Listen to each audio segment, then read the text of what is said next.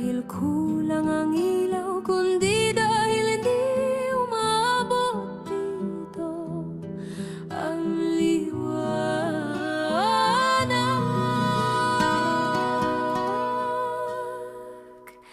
na ipinangako sa iba.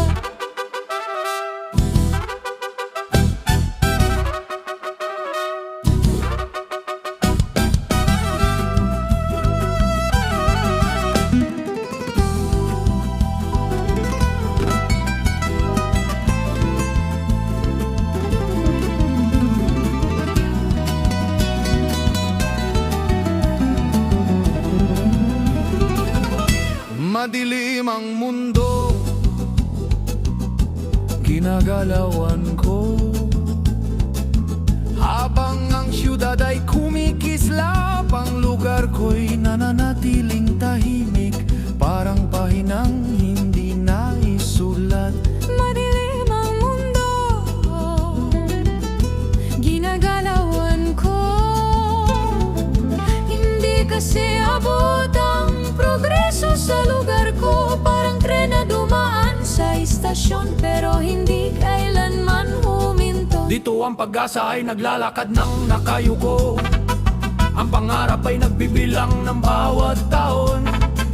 Ang bukas ay laging delay, parang traffic na hindi umuusad. Nasa dulo, nasa sulok, nasa ilalim ng anino ng syudad. Hindi kami nakikita, hindi kami naririnig, hindi kami kasama sa plano. Ang kuryente ay pangarap, ang tubig ay luwang, kalsada ay bitak-bitak, pero ang puso ay hindi natutupok ng dilim na nakapaligid.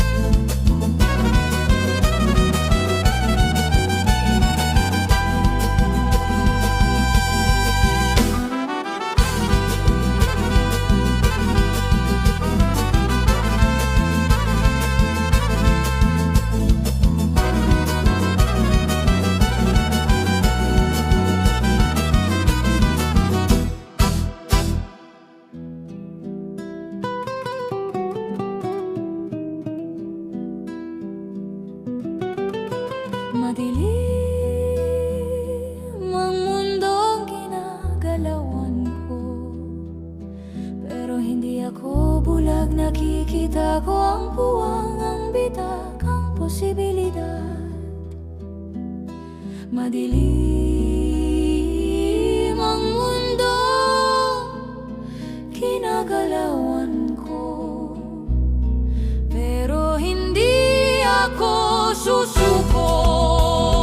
Dahil kahit hindi kami abot ng progreso, ako mismo ang magdadala, ako ang sisiklab, ako ang magliliyab, ako ang magbibigay ng kulay sa lugar na matagal nang iniwan, sa lugar na kinalimutan ng ilaw. Hindi ako hihingi, hindi ako maghihintay, Hindi ako asa sa pangako, mula sa apo, mula sa putik, mula sa dilim, sisikat ang bagong anyo. Ako ang liwanag, ako ang alab, ako ang sagot sa sarili kong tanong.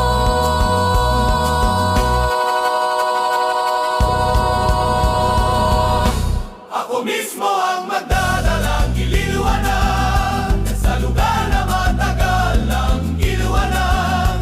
Hindi ako bulag, nakikita ko ang bitak, ang posibilidad na aking gagawin.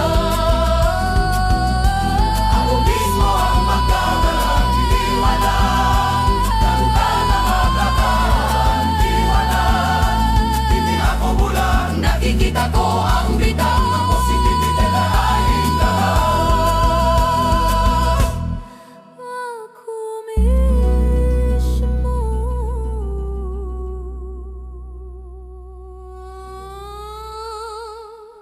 magdadala